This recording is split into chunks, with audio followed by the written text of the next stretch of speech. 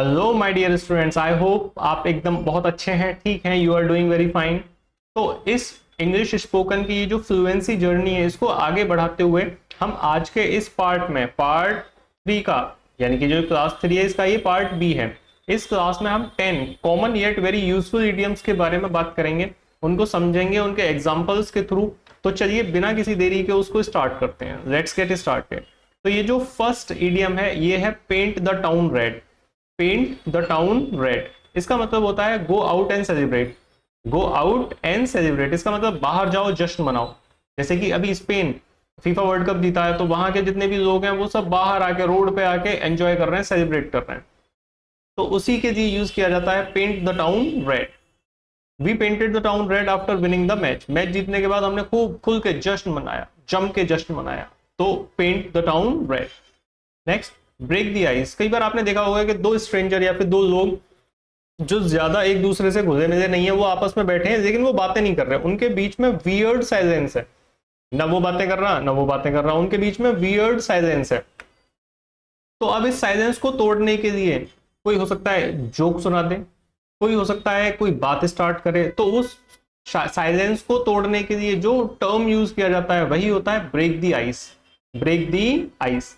Games help break the ice in the meetings. Meetings में जो silence होती है ऑकवर्ड, उसको तोड़ने के लिए गेम्स हेल्प करते हैं। या फिर he told a joke to break the ice, उसने एक जोक क्रैक किया जिससे कि वो जो वियर्ड या ऑकवर्ड साइलेंस थी उसको हटाया जा सके। तो ब्रेक दी आइस यानी कि टू स्टार्ट दी कॉन्वर्सेशन, बातचीत शुरू करना, break the ice. Next, call it a day. Call it a day इसका मतलब है कि आप आज के दिन का जो मतलब आज आप जो भी काम कर रहे हैं उसको रोक देना, उसको समाप्त कर देना आज के लिए। हो सकता है कल आप दोबारा स्टार्ट करें, लेकिन आज के लिए काम को रोक देना, आज के लिए काम को खत्म कर देना। It is called call it a day. जैसे कि क्लास खत्म होती है तो let's call it a day, आज के लिए इतना ही, चलो घर चलते हैं अपने। Call it a day, to stop working for the day. We called it a day after finishing the project. Project finish करने के बाद हमने क्या किया, वो जो आज का दिन था, काम जो था उसको कंप्लीट कर दिया और उसको समाप्त कर दिया। Let's call it a day, चलो छुट्टी करते हैं और घर चलते हैं, आज का काम समाप्त करो, अब घर चलते हैं। Let's call it a day. Next, fair weather friend. कुछ दोस्त ऐसे होते हैं जो सिर्फ अच्छे समय में साथ आते हैं, बुरे टाइम में भाग जाते हैं। अच्छे समय के साथी, तो ऐसे दोस्तों को कहा जाता है fair weather friend. Fair weather friend यानी कि सिर्फ अच्छे समय का साथी, उसको बोलते हैं हम फेयर वेदर फ्रेंड। ऐसे लोगों से आप दूर रहो। True friends are never fair weather friends, यानी कि जो सच्चे साथी होते हैं वो कभी भी फेयर वेदर फ्रेंड नहीं होते, वो तो हार्ड टाइम फ्रेंड्स होते हैं। Next, make ends meet.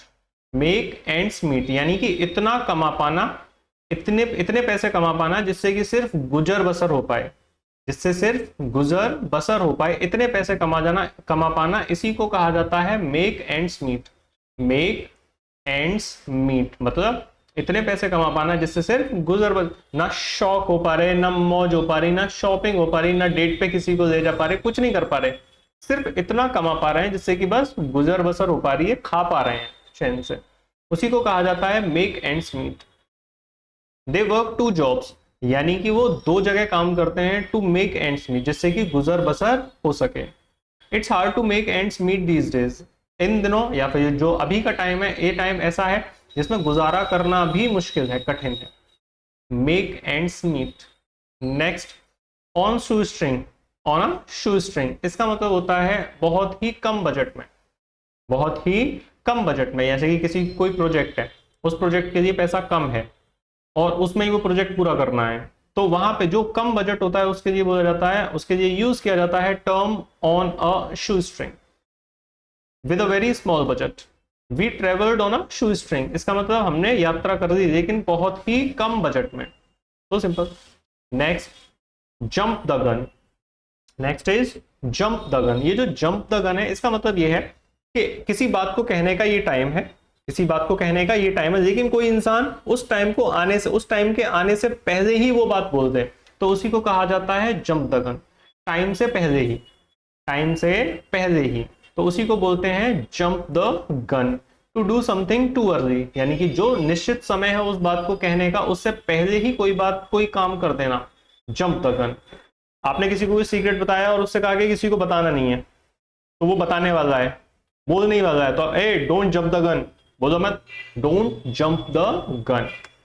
He jump the gun by announcing the news early, उसने समय आने से पहले ही बात बता दी, अनाउंस कर दी वो न्यूज, सिंपल। तो जंप द गन टाइम आने से पहले ही कोई काम या चीज बोल देना या कर देना।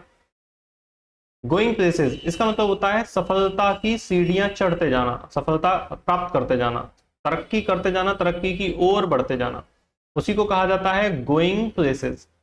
She is going places in her career, यानी कि वो अपने करियर में तरक्की कर रही है। She is going places in her career. Next, in the bag, कोई ऐसी चीज जिसको लेके आप बहुत श्योर हैं कि हाँ ऐसा तो होगा ही होगा, हुआ नहीं है पर आप उसको लेके काफी श्योर है कि हाँ ऐसा तो होगा ही होगा। जब आप सर्टेन टू सक्सीड और बी वन, यानी कि जीत पक्की ही पक्की है, तो वहां उस केस में, उस सिनेरियो में आप यूज करते हैं इन the bag. The job is in the bag, job bag में मिली नहीं है अभी लेकिन आप श्योर हो गए, the job is in the bag if you perform well, अगर आप अच्छे से परफॉर्म करते हैं तो जॉब आपकी पक्की ही है। We thought the match was in the bag, हमने सोचा कि ये जो जीत है ये पक्की ही पक्की है, और हुआ नहीं ऐसा, वो पता लग गया। मेक योर डे, कई बार ऐसा होता है कि किसी का एक मैसेज आ जाए तो आपका दिन बन जाता है, तो दिन बन जाना उसी को कहा जाता है make your day. Make your day, जैसे कि seeing my old friend made my day, अपने दोस्त को देख के, अपने पुराने दोस्त को देख के मेरा दिन बन गया।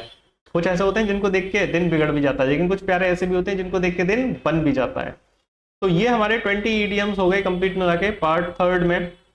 फर्स्ट पार्ट में हमने 10 पढ़े, फर्स्ट सेकंड पार्ट में हमने 10 पढ़े हैं। तो ये 20 कॉमन येट यूजफुल ईडियम्स हैं, इनका यूज कीजिए अपनी लाइफ में, अच्छे से इनको पढ़िए, सीखिए, चीजों को जानिए। और जब तक आप इन ईडियम्स को अपनी डेली लाइफ में यूज नहीं करेंगे, जब तक आप इनको अपनी मसल मेमोरी में नहीं लाएंगे, तब तक ये सिर्फ किताबों में, वीडियोस में, स्क्रीनशॉट्स में ही रहेंगे। ये कभी आपकी नॉलेज में नहीं आ पाएंगे। तो आप इनको नॉलेज में लाइए, इनको यूज कीजिए। So simple.